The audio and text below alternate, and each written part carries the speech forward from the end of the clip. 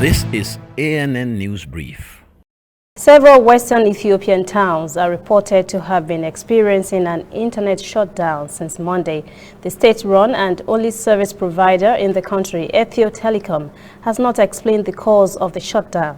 In some areas, mobile call services are also not working.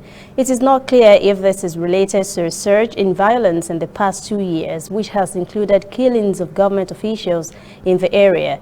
Ethiopia spokesperson told journalists the company would soon provide an official statement on the issue. NetBlocks, an organization that monitors freedom of internet access, estimates that internet shutdowns cost the Ethiopian economy at least $4.5 million daily. Anti-government protests have started in Guinea on Monday as thousands took to the streets carrying placards. Some read no to a new constitution and no to a third mandate for Alpha Conde. Partisan violence was reported, in which at least 12 persons were injured in the country's east. Protests have been rolling in the country since October over concerns that President Alpha Conde is planning to extend his stay in office for a third term.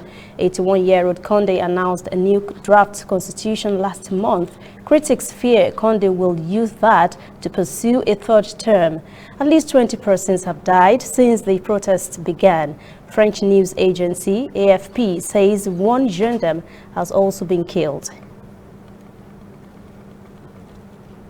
We'll be right back.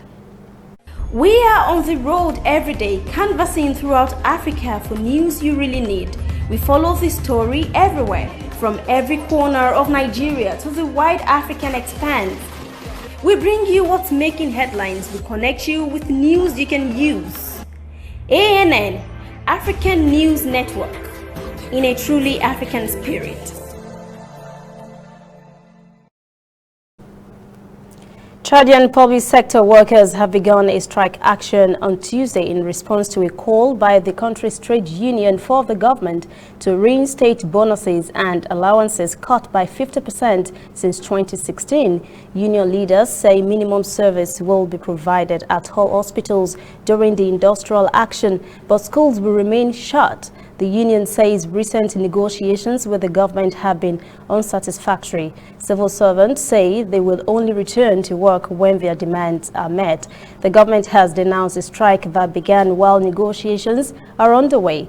Barker Michael, president of the trade union that called for the strike, says the government must take its responsibilities to pay up and stop cutting their wages.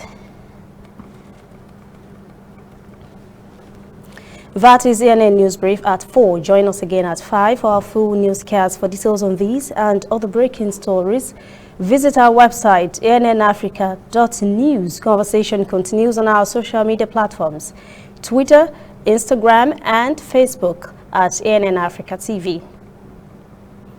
I am Lucy Adeyemi.